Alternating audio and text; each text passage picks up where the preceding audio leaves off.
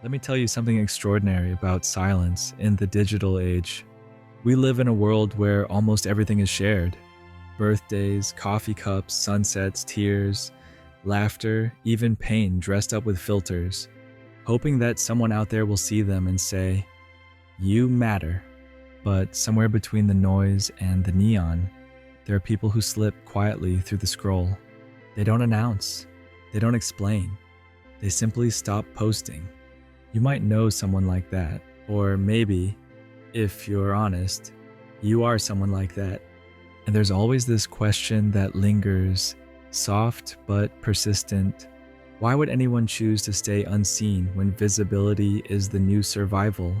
Most would call it shyness. Some would call it disinterest. But that's too simple, too clean to capture the truth, because beneath that quiet withdrawal is a deeper psychology. A story of control, self-protection, and a kind of rebellion only silence can carry. It's the mind saying, "I don't need the world to echo before I exist." In a culture addicted to exhibition, those who withhold their image are not empty. They are guarding something whole. They are the rare ones who understand that attention is not love, and that sometimes the most powerful thing you can post is nothing at all. For some people, silence is not an empty. It's control. It's the quiet power to decide what the world doesn't get to touch.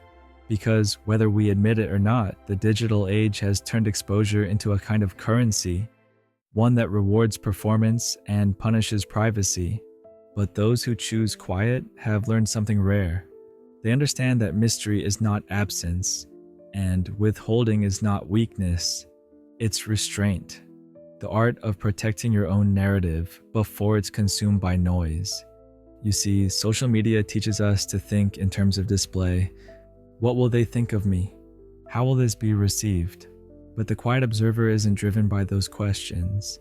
They've stepped outside the loop. They scroll, they see, they feel, yet they remain untouched by the urgency to translate every moment into proof. Psychologists call this emotional independence, the ability to regulate your inner world without needing an audience. It's not detachment, it's mastery. Because when you're no longer addicted to being seen, you start to truly see people, patterns, subtleties, all the things noise drowns out. And that's why silence often unsettles others. We mistake calm for coldness, stillness for distance. But silence isn't the absence of emotion. It's the presence of depth. The ones who say little often feel the most. They've just learned that not every truth needs translation to be real. Most of what we call sharing online isn't really communication. It's performance. Every photo, every caption carries a silent subtext. Do you approve of who I am? And slowly, without realizing it, life becomes a stage where the moments we live are no longer lived for ourselves, but for the lens. It's subtle at first, the need to document, to capture, to post. But over time, the act of living merges with the act of curating. We start to think in captions instead of sensations. We chase angles instead of meaning. And then, something profound happens when you stop. When you decide not to post, not because you don't care, but because you finally do. You begin to reclaim the moment before it turns into content. You stop being an image manager and return to being a human being. You cook, not for aesthetics, but for aroma. You walk, not for the photo, but for the feeling of the ground under your feet. You start to realize that the unshared moment is not wasted. It's yours, undiluted, whole. In a culture obsessed with proof, the people who stop performing are quietly healing. They're relearning how to exist without an audience. And that's the quiet revolution behind not posting.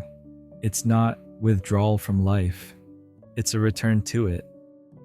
There's a term in psychology called psychological ownership. The deep sense that something belongs entirely to you, a memory, a place, a feeling, a story. When you post it, even with love, that ownership fades just a little. The moment becomes shared property, open to opinions, interpretations, and algorithms that decide who sees it and who doesn't. What was once sacred becomes scrollable. People who choose not to post often sense this instinctively. They're not hiding, they're guarding. They understand that every time a moment is shared, it loses a fragment of its purity, a fragment of its silence. And so they protect what feels holy. They keep it offline, unmeasured, immune to commentary. That's not secrecy, it's intimacy. Because when something remains unseen, it can stay whole, untouched by performance. It can keep its shape, its mystery, its meaning. And maybe that's what the quiet ones are doing, practicing an invisible form of self-respect. They know that in an age where everything is uploaded, to keep something for yourself is an act of quiet defiance. The unposted becomes private art, a sacred language between you and the moment. A secret the world doesn't need to validate to make it real, because some experiences were never meant to be witnessed, only lived. Not everyone chooses silence out of peace. Some arrive there through exhaustion, a slow emotional erosion that begins when the line between sharing and performing disappears. There was a time they posted everything, their joy, their journeys, their transformations, until one day the act of sharing stopped feeling honest and started to feel like a task. They weren't living moments anymore. They were producing them. Each post carried a quiet pressure to be a little more impressive, a little more beautiful than the last. Even happiness began to feel like work. So one day, without announcement or farewell, they simply stopped. They vanished from the feed. No explanation, no bitterness, just a gentle retreat. But here's what most people misunderstand. Their silence isn't detachment. It's a recalibration, a private recovery of meaning. When you've poured your energy into being seen for too long, invisibility feels like oxygen. To not perform is to breathe again. To disappear, even temporarily, is to remember what it means to exist without applause. And that disappearance, it isn't a rejection of others. It's a reunion with the self. Because sometimes you don't stop posting because you have nothing to say. You stop because you've finally grown tired of saying things that no longer feel like you. There's a subtle kind of anxiety that lives inside the digital world. The feeling of being watched, even when you're not.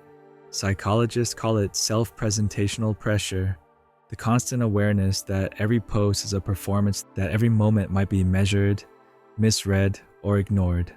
And over time, that awareness changes you. You start thinking twice before sharing joy. You edit your pain into something palatable. You begin living with a quiet filter over everything you feel. For many, that's what drives the retreat. Not the fear of being seen, but the fear of being seen wrongly. The fear of being reduced to fragments, while the truth of who you are slips through the cracks of perception. It's strange, isn't it? We built these platforms to connect, yet they've turned into mirrors that distort. You post something pure and it becomes a product. You share something honest and it becomes a performance. Until one day, the cost of visibility outweighs its reward. So you step back, not out of pride, but preservation. You want to be seen, yes, but only truly. And when that can't happen, silence becomes the only honest language left. Because sometimes the bravest thing you can do is stop translating your soul for a system that was never built to understand it. Every time we post something and watch the hearts appear, our brain releases dopamine, the same chemical that drives reward and addiction.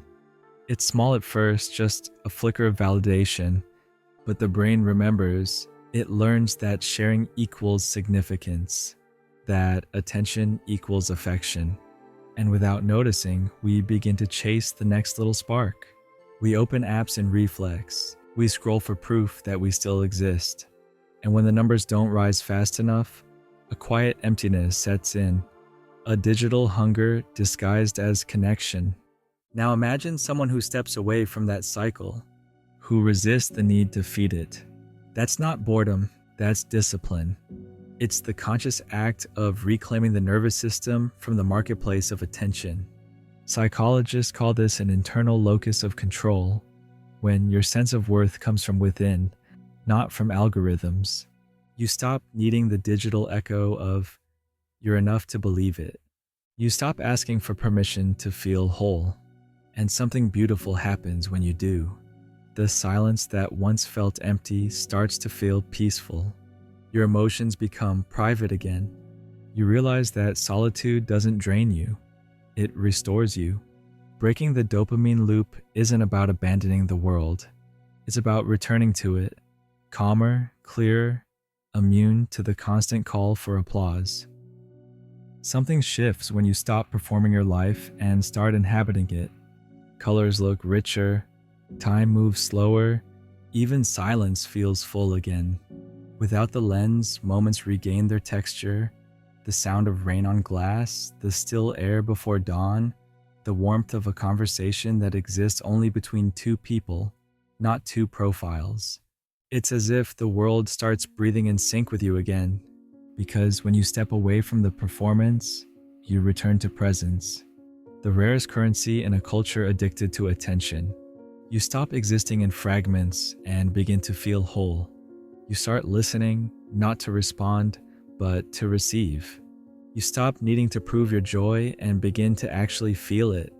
This is what people often misunderstand about those who disappear from the feed. They aren't running from life, they're returning to it. They're rediscovering the poetry in ordinary things. A cup of coffee without an audience, a sunset that doesn't need to be captured to be remembered. Presence doesn't announce itself. It arrives quietly when you finally stop trying to record the moment and instead let the moment record you. That's the beauty of absence. It's not emptiness. It's the space where reality comes rushing back. We've mistaken visibility for value. We've been taught that to matter, we must be noticed. That if no one sees it, it somehow doesn't count. But that's an illusion built on pixels and perception, because the truth is the most meaningful things in your life will happen in private. Your healing won't trend. Your growth won't always be witnessed. Your most sacred transformations will unfold quietly, without applause, without hashtags, without proof. That isn't loneliness, it's intimacy. The rare kind that exists between you and yourself. When you stop broadcasting every thought, you start hearing your own voice again, the one that was drowned beneath the noise. At first, the silence can feel uneasy, like standing in an empty room after years of constant sound. But if you stay with it long enough, you begin to sense something subtle pulsing underneath, a hum of aliveness that never needed an audience. You realize that your worth doesn't vanish when nobody's looking. It remains steady, intact, like the quiet heartbeat of a room after a storm. And maybe that's what true confidence really is. Not the loud declaration of self online, but the calm assurance of self offline. Because privacy isn't absence. It's a return, a reconnection with the only person whose understanding you truly need yourself. So the next time you notice someone who never posts, don't assume they're hiding. Maybe they're simply living. Maybe they've learned that not every story needs an audience, and not every moment was meant to be witnessed. They've discovered a piece most of us forgot, the kind that comes from being untranslated, from living beyond the reach of comments and comparison. They're not rejecting the world. They're just choosing to meet it directly, without mediation, without filters or performance, to feel the rawness of being alive. Unedited. These are the people who understand that identity is formed, not performed. That the truest parts of you aren't the ones that can be posted, but the ones that stay hidden, tender, imperfect, and entirely yours. To live unposted is to live intentionally. To guard the sacredness of your becoming from the noise of misunderstanding. To remember that silence, too, is a language, one that speaks of confidence, of care, of self-ownership. So maybe it's time to stop asking, if you didn't post it, did it even happen? Because the things that shape you most deeply rarely make it to the feed. Your quiet moments, your private victories, your unseen transformations, they live in memory, not media. And maybe that's enough, because in the end, we were never meant to be performances.